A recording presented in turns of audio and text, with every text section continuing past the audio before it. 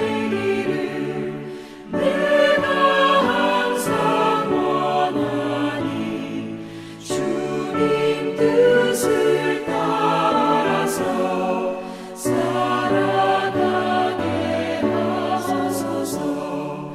주 은혜로 거듭나 말씀 위에 굳게서 영원 무궁하도록 주와 함께 살리라.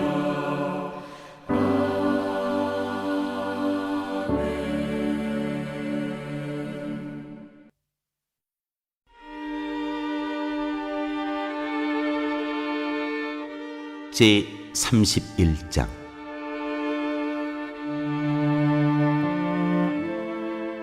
왕에게 주는 충고.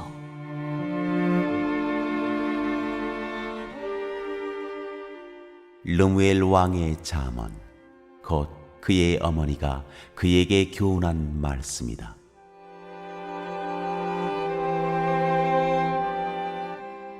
내 아들아, 내가 무엇을 말할까? 내 태에서 나온 아들아, 내가 무엇을 말할까? 서원을 하고 얻은 아들아, 내가 무엇을 말할까? 여자에게 너의 힘을 쓰지 말아라. 여자는 임금도 망하게 할 수 있으니 여자에게 너의 길을 맡기지 말아라. 르무엘아, 임금에게 적합하지 않은 일이 있다. 포도주를 마시는 것은 임금에게 적합한 일이 아니다. 독주를 좋아하는 것은 통치자들에게 적합한 일이 아니다. 술을 마시면 법을 잊어버리고 억눌린 사람들에게 판결을 불리하게 내릴까 두렵다. 독한 술은 죽을 사람에게 주고 포도주는 마음이 아픈 사람에게 주어라. 그가 그것을 마시고 자기의 가난을 잊을 것이고 자기의 고통을 더 이상 기억하지 않을 것이다. 너는 벙어리처럼 할 말을 못하는 사람과 더불어 고통 속에 있는 사람들의 성사를 변호하여 입을 열어라. 너는 공의로운 재판을 하고 입을 열어 억눌린 사람과 궁핍한 사람들의 판결을 바로 하여라.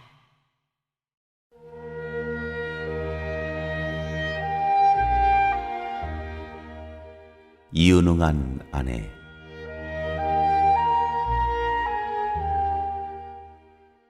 누가 유능한 아내를 맡겠느냐? 그 값은 진주보다 더 뛰어나다. 남편은 진심으로 아내를 믿으며 가난을 모르고 산다. 그의 아내는 살아있는 동안 오직 선행으로 남편을 도우며 해를 입히는 일이 없다. 양털과 사물 구에다가 부지런히 손을 놀려 일하기를 즐거워한다. 또한 상인의 배와 같이 먼 곳에서 먹거리를 구하여 오기도 한다. 날이 밝기도 전에 일어나서 식구들에게는 음식을 만들어주고 여종들에게는 일을 정하여 맡긴다. 밭을 살 때에는 잘 살펴본 다음에 사들이고 또 자기가 직접 번 돈으로 포도원도 사서 가꾼다. 허리를 단단히 동여매고 억센 팔로 일을 한다. 사업이 잘 되어가는 것을 알고 밤에도 등불을 끄지 않는다. 한 손으로는 물레질을 하고 다른 손으로는 실을 탄다. 한 손은 펴서 가난한 사람을 돕고 다른 손은 펴서 궁핍한 사람을 돕는다.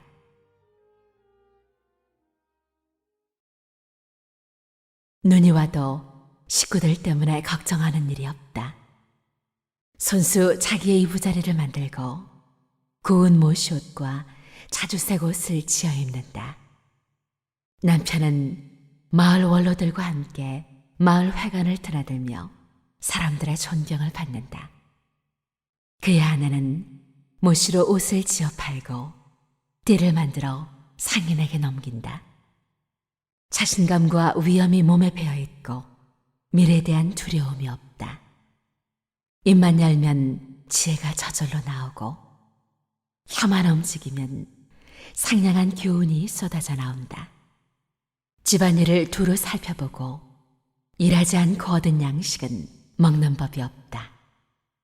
자식들도 모두 일어나서 어머니 업적을 찬양하고 남편도 아내를 칭찬하여 이르기를 덕을 끼치는 여자들은 많이 있으나 당신이 모든 여자 가운데 으뜸이요 한다. 고운 것도 거짓되고 아름다운 것도 헛되지만 주님을 경외하는 여자는 칭찬을 받는다. 아내가 손수 거둔 결실은 아내에게 돌려라.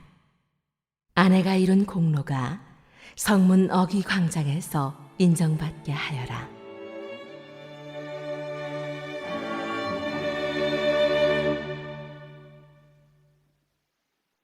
안녕하세요. 1월 19일 화요일입니다. 오늘은 잠언의 마지막 장인 31장의 내용을 함께 살펴보도록 하겠습니다. 하나님 아버지, 오늘도 새로운 날 허락해 주심에 감사합니다. 이 귀한 하루를 말씀으로 시작하게 하시고 은혜의 하루를 예비해 주심에 감사드립니다. 오늘도 말씀을 읽고 나눌 때에 하나님 아버지의 마음을 조금 더 이해하게 하여 주시옵시고 우리 주 예수님의 형상 닮아가 하나님의 영광을 나타내며 살게 하여 주시옵소서. 예수님의 이름으로 기도합니다. 아멘. 안녕하세요. 오늘은 잠언의 마지막 장인 31장을 살펴보도록 하겠습니다. 기쁨의 언덕에서는 10절부터 21절까지의 말씀을 묵상 본문으로 하고 있는데요. 저는 31장의 말씀 전체에서 주는 내용을 정리해 보고 싶어서 오늘은 31장 전체를 통해 주시는 말씀을 정리해 보도록 하겠습니다. 31장은 르무엘 왕의 잠언이며 그의 어머니가 그에게 교훈한 말씀이라고 합니다. 어떤 사람들은 르무엘이라는 이름의 뜻이 하나님께 바쳐진 자 혹은 하나님께 바친 자라는 뜻이어서 솔로몬의 다른 이름인 여디디아의 뜻, 하나님께 사랑받는 자라는 이름과 비슷하기 때문에 이 르무엘이란 이름은 솔로몬의 애칭이다라고 말하는 사람들도 있습니다. 하지만 이것이 맞는지 틀리는지는 정확히 알려진 것은 없다고 합니다. 아무튼 잠언의 마지막 장인 31장을 전체적으로 보면 과연 잠언의 마지막 장답구나 라는 생각이 듭니다. 오늘은 미지의 인물 르무엘 왕 그리고 그의 어머니가 그에게 해준 잠언의 마지막 장을 장식한 말씀을 살펴보도록 하겠습니다. 르무엘의 어머니는 르무엘에게 이렇게 말합니다. 내 아들아, 내가 무엇을 말할까? 내 태에서 나온 아들아, 내가 무엇을 말할까? 소원을 하고 얻은 아들아, 내가 무엇을 말할까? 어머니의 마음은 다 똑같지요.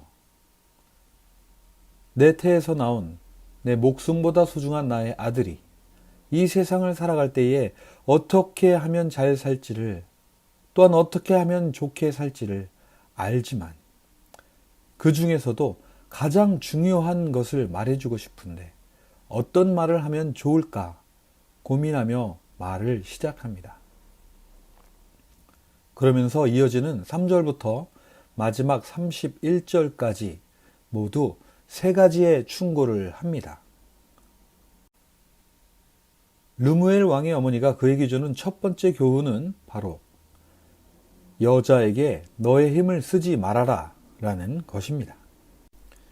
이것은 무슨 말일까요? 어머니의 이야기를 조금 더 들어보면 이렇게 말하고 있습니다. 여자는 임금도 망하게 할 수 있다. 여자에게 너의 길을 맡기지 말아라. 임금이 망하는 것은 어떤 것을 말하는 걸까요? 왕의 자리에서 벗어나 다른 길로 가는 것입니다. 왕이 자신의 자리에서 벗어나 다른 곳을 향해 힘을 쓴다면 그것이 곧 망하는 것일 것입니다. 하나님은 사사 삼손에게 이스라엘 백성들을 위해 힘을 주었습니다. 그러나 삼손은 자신의 힘을 블레셋 여인들을 위해 사용했습니다. 그리고 결국 삼손은 힘을 잃어버리고 말지요.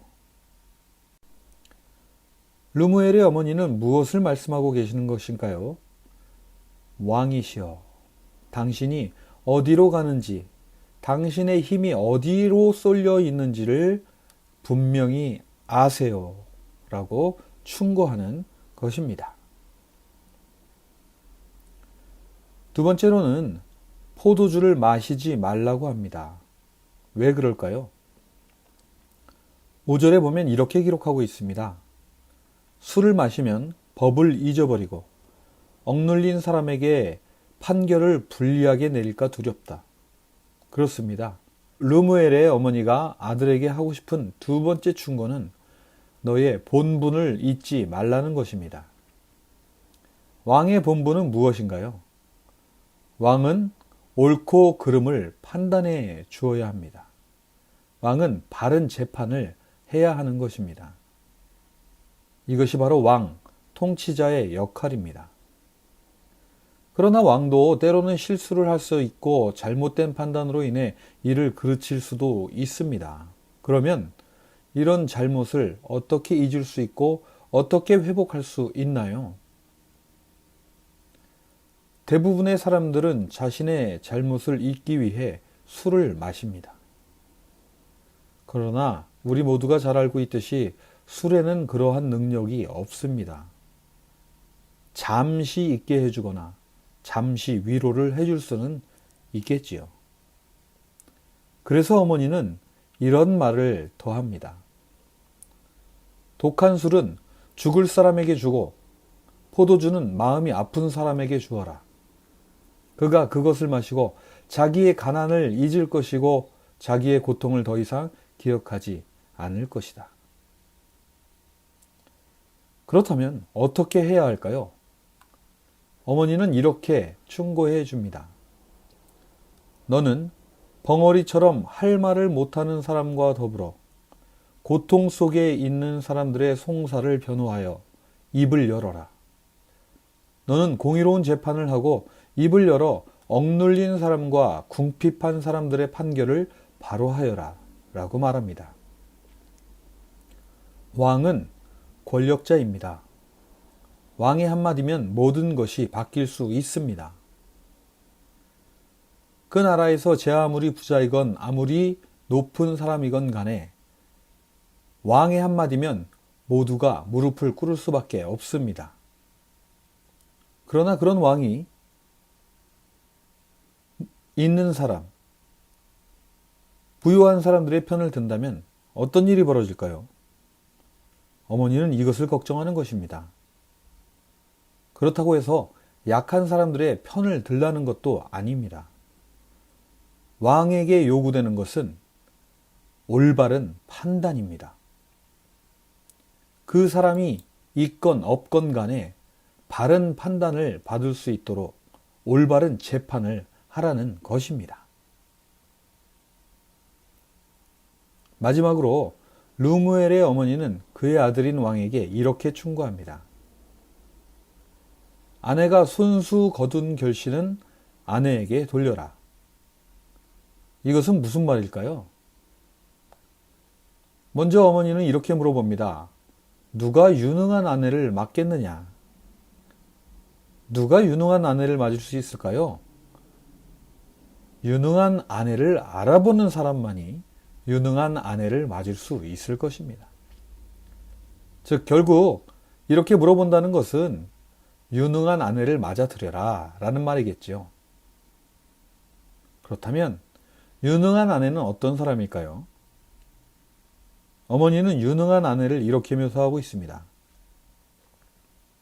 유능한 아내는 믿음직한 사람입니다. 선을 행하는 사람입니다. 세 번째로는 부지런한 사람입니다. 네 번째로는 재산을 잘 사용하는 사람입니다. 5번째로는 다재다능한 사람입니다. 6번째는 다른 사람을 잘 돌보는 사람입니다. 7번째는 남편이 존경을 받게 해주는 사람입니다. 8번째는 능력과 지혜가 있는 사람입니다. 그리고 마지막으로 9번째는 집안을 잘 살피며 불의를 용납하지 않는 사람입니다. 이런 여인은 자식과 남편의 칭송을 받습니다. 그런데 이렇게 칭찬을 받는 유능한 여인이 될 수 있었던 궁극적인 이유는 무엇일까요? 어머니는 이렇게 말합니다. 고운 것도 거짓되고 아름다운 것도 헛되지만 주님을 경외하는 여자는 칭찬을 받는다. 그렇습니다. 그 여인이 정말 유능한 이유는 바로 주님을 경외하기 때문입니다. 그 여인은 인생의 숱한 난관을 헤쳐나가며 삶을 디자인하신 하나님을 만났기 때문입니다.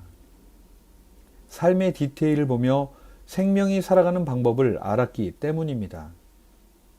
그래서 그 여인은 주님을 경외할 수밖에 없고, 그렇기 때문에 그 여인은 유능한, 인정받는 여인이 된 것입니다. 그런데 문제가 한 가지 있습니다. 무엇일까요? 이런 유능한 아내의 공을 누구에게 돌리는가입니다. 이것은 그 사람의 됨됨이를 보여주는 잣대가 됩니다. 그 사람의 인격은 여기에서 드러나는 것입니다. 그래서 왕의 어머니는 마지막에 왕에게 이렇게 충고합니다. 아내가 손수 거둔 결실은 아내에게 돌려라.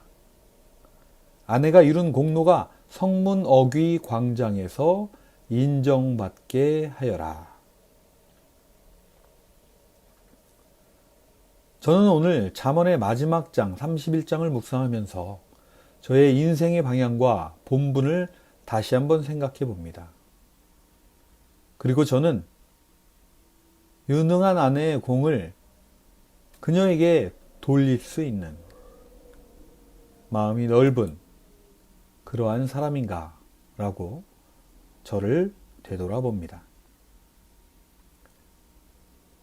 오늘도 잠언이 마지막으로 우리들에게 주는 이 질문에 스스로 대답해 보시면서 하나님의 뜻은 과연 무엇인가 헤아려 보시는 귀한 하루가 되시기를 바랍니다. 기도하시겠습니다. 하나님 아버지 감사합니다. 오늘도 말씀을 통해 우리들의 삶의 방향과 본분 그리고 내면을 돌아봅니다.